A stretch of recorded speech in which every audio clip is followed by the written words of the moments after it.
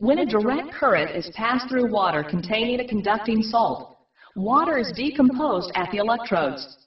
Hydrogen is generated at the negative electrode, and oxygen is generated at the positive electrode. When the electrolysis has proceeded for a time, we note that the volume of hydrogen gas formed is twice that of oxygen. Since the volumes of gases under identical conditions are proportional to the numbers of molecules present, this tells us that there are 2 atoms of hydrogen in the water molecule for each atom of oxygen. This is what? This is the Hoffman apparatus. And it's used to produce hydrogen and oxygen from water. All you got to do is fill it with water. That's just regular water, right? Well, actually, water with a little citric acid, potassium hydroxide, anything like that. The more conductive you make the water, the faster hydrogen will come out. And each one of these sides is supposed to be hydrogen and oxygen? Right. One will be hydrogen will bubble up out of one, and oxygen will bubble up out of the other. Remember, water is H2O. Right. So when we break the bond of water apart, we'll get twice as much hydrogen gas as we do oxygen.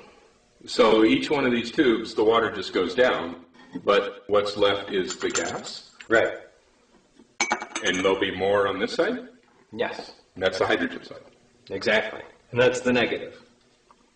Oh, so it matters which way you hook these up. So you got to hook up positive to what is, the positive's going to make the... Positive will make the oxygen, and the negative will make the hydrogen. Okay. So we've just connected it there. Right.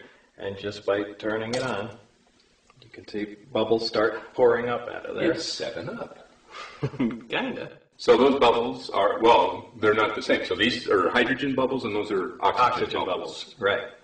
And what we'll do is take a little sample of the hydrogen gas and light it. Right. And you can see that. What are these? You just have electrical current going to a piece of foil? Well, it's a piece of platinum foil, and the reason you need platinum in there is because it's very corrosive to a metal for electrolysis to occur, but platinum is highly resistant to corrosion. See this nice little stove here? That was a propane stove. Can be a propane stove, still operates as a propane stove, but right now is burning the gas that we have gasified and produced. Now, of course, you might ask me, how are you storing the gas and everything? And it went right into a balloon. No pumps, no pressurizing needed, but latex weather balloon, it's already been running the stove for a long time, hours. And just a simple little valve of any type will work. And going through straight airline hose directly up to the underside of the burner. But this is an off-the-shelf propane stove that we quickly modified on a temporary or permanent basis over to be a cooking stove. And you can cook anything you want on this. Yeah, pretty, pretty, pretty blue flame. And if you want an idea of what's really possible, there it is dumping through the 1/4-inch tube. Black iron 1/4-inch. I've dumped this through 1-inchers like this that are metal, and it's like Terminator blowtorch. So this can be a lot of power. That right there, it's about enough gas to run a 1 or 2 kilowatt generator. That is actually a lot more than it looks. See, so you can get a reference of the size. That's about an 18-inch flame. And you can see the balloon's just really not shrinking real quickly. Look how pretty blue that is.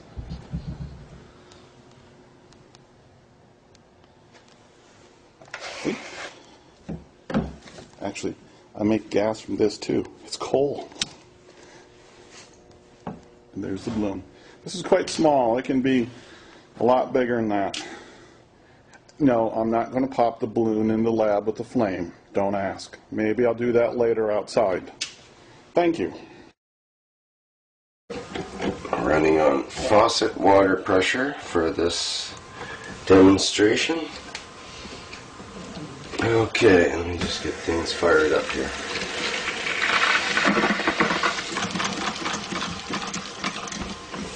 Okay, as we can see, it's It's able to go around quite readily. You can rev it up, it's quite smooth and relatively smooth.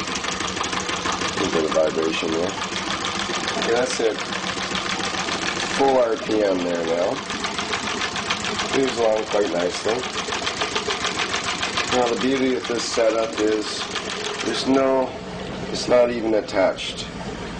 The turbine's going around here, and I can shut down the turbine, hook this back on, and turn on the turbine, and away it goes. All magnetically driven. Okay. Now I just want to show the other shake flashlights in place here. Here you can see the setup for an active water distillation system. Reason why this is good is because in the times that are coming, there's going to be lots of earthquakes and dams are going to break. There's not going to be any fresh water, and so this is a very quick way to take salt water, ocean water, brackish, swampy water, polluted water, you name it, just really bad water.